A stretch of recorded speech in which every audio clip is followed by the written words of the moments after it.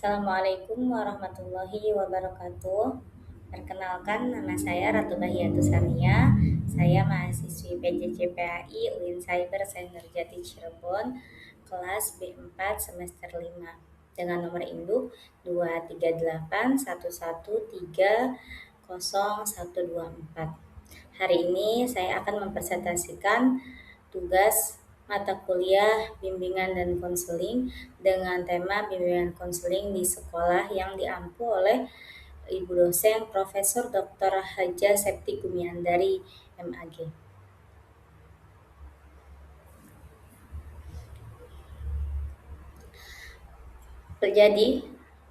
Penyelenggaraan pendidikan di madrasah dan sekolah tidak hanya fokus pada pencapaian akademik, tetapi juga perkembangan sosial, emosional, dan moral siswa.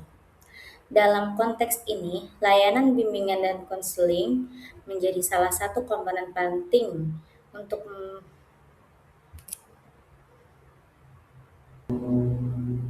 Dalam konteks ini, layanan bimbingan dan konseling atau yang disingkat BK menjadi salah satu komponen penting untuk membantu siswa mengatasi tantangan belajar, konflik sosial, masalah disiplin, hingga masalah pribadi.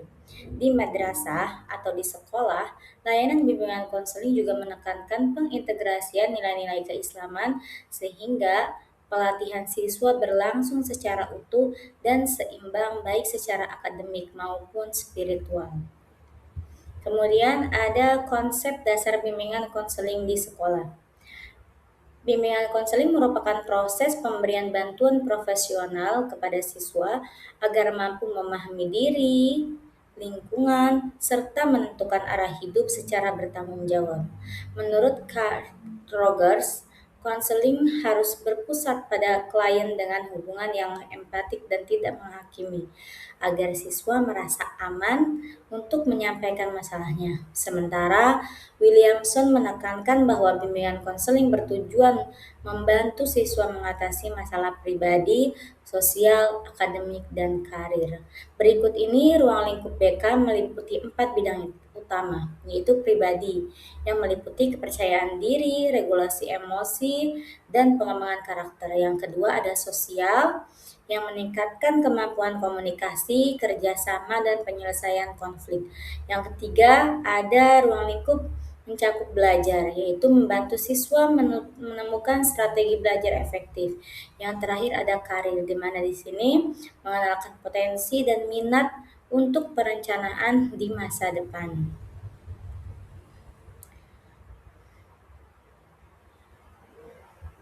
Selanjutnya, landasan bimbingan konseling di sekolah. Bimbingan konseling memiliki landasan yang kuat agar pelaksanaannya terarah dan sesuai dengan kebutuhan siswa.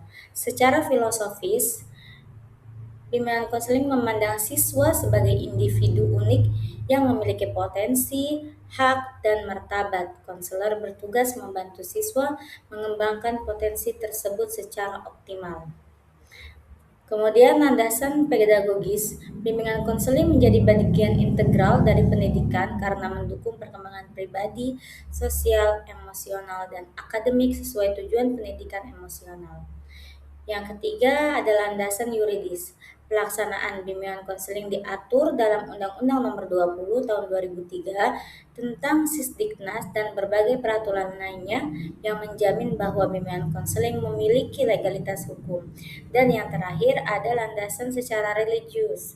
Di madrasah, bimbingan konseling berlandaskan nilai-nilai Islam yang mengarahkan siswa pada akhlak mulia, kontrol diri, serta kesadaran spiritual dalam menghadapi masalah hidup.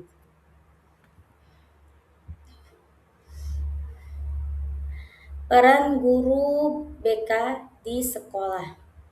Jadi, guru BK atau guru bimbingan konseling berperan penting dalam membantu siswa mengembangkan potensi, memahami diri, serta menyelesaikan berbagai persoalan. Guru BK harus memiliki kompetensi profesional, pedagogik, sosial, dan kepribadian yang kuat agar mampu memberikan layanan secara etis dan efektif. Selain menjalankan konseling, guru BK juga harus menyusun program tahunan, melakukan asesmen kebutuhan siswa, mengelola layanan, hingga memberikan hasil intervensi. Kolaborasi dengan guru mapel, wali kelas, dan orang tua sangat diperlukan agar setiap permasalahan siswa ditangani secara menyeluruh dan berkesinambungan. Nah, kemudian juga ada tantangan pelaksanaan bimbingan konseling di sekolah. Tentunya tantangan ini pasti ada dalam setiap program ya. Jadi pelaksanaan bimbingan konseling di sekolah itu masih menghadapi beberapa tantangan besar, di antaranya stigma negatif. Nah, di sekolah itu sering sekali siswa menganggap bahwa guru BK ini sebagai polisi sekolah yang menakutkan atau yang menyeramkan gitu. Jadi terkesan guru BK ini jahat lah ya gitu. Padahal itu hanya stigma negatif seorang siswa saja. Kemudian keterbatasan jumlah guru BK.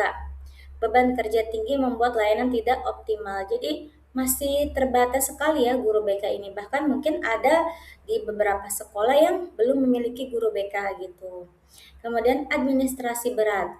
Guru BK yang mengurus dokumen sehingga waktu konseling berkurang. Jadi ada sebagian guru BK ini yang harus mengurus juga dokumen. Jadi karena dia terlalu sibuk mengurus dokumen sehingga waktu konselingnya berkurang. Nah, yang keempat, kurangnya fasilitas yang memadai seperti ruang konseling. Nah, masih banyak ya sekarang teman-teman sekalian di sekolah itu yang masih kurang fasilitas ruang konseling yang belum privat dan profesional. Tentu saja ini juga menjadi tantangan dalam melaksanakan bimbingan konseling di sekolah.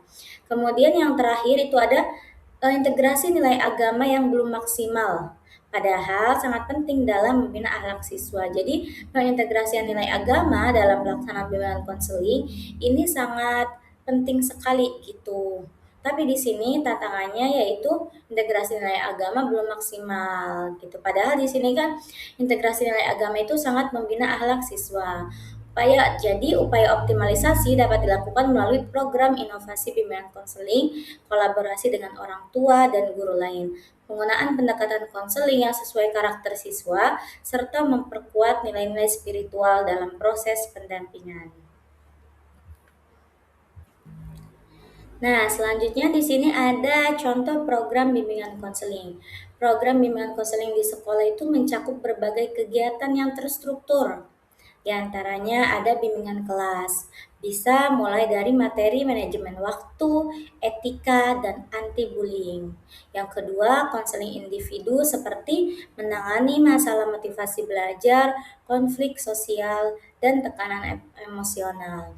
Terus ada konseling kelompok, di mana di sini melatih keterampilan sosial dan regulasi diri. Yang keempat, kunjungan rumah atau home visit. Nah, di sini tujuannya untuk memahami kondisi keluarga agar lebih mendalam lagi. Yang kelima, ada konferensi kasus. Nah, di sini solusi bersama guru, wali kelas, orang tua, dan tenaga ahli. Yang terakhir, pengembangan karir seperti angket minat, pengenalan profesi, dan jurusan. Indikator keberhasilan program ini dapat dilihat dari peningkatan kedisiplinan, terbukanya komunikasi siswa dengan guru BK, menurunnya kasus pelanggaran, serta meningkatnya kesiapan karir siswa. Jadi kesimpulannya, bimbingan konseling di madrasah atau di lingkungan sekolah ini berfungsi membantu peserta didik berkembang secara optimal pada aspek pribadi, sosial, belajar, dan karir. Tentu saja pelaksanaannya didukung oleh landasan filosofis, pedagogis, yuridis, dan religius sehingga layanan berjalan terarah dan sesuai nilai pendidikan serta keislaman. Guru BK memiliki peran penting sebagai pendidik, membimbing, dan fasilitator dalam membantu siswa memahami diri, mengatasi masalah. Meski begitu, pelaksanaan BK masih menghadapi banyak tantangan, di antaranya seperti stigma siswa, kekurangan jumlah guru BK, fasilitas yang terbatas, dan beban administrasi yang dialami oleh guru BK. Melalui program inovasi, kolaborasi dengan guru dan orang tua, pendekatan konseling yang menyesuaikan karakter siswa, serta integrasi nilai spiritual, layanan BK dapat dioptimalkan sehingga mampu menciptakan lingkungan belajar yang lebih sehat, mendukung perkembangan siswa secara menyeluruh. Baiklah, teman-teman, itu saja yang dapat saya sampaikan. Kurang lebihnya, mohon maaf apabila ada kesalahan dalam menyampaikan materi ini. Kurang lebihnya mohon maaf apabila ada kesalahan dalam menyampaikan materi ini. Wabillahi taufiq wa hidayah. Wassalamualaikum warahmatullahi wabarakatuh.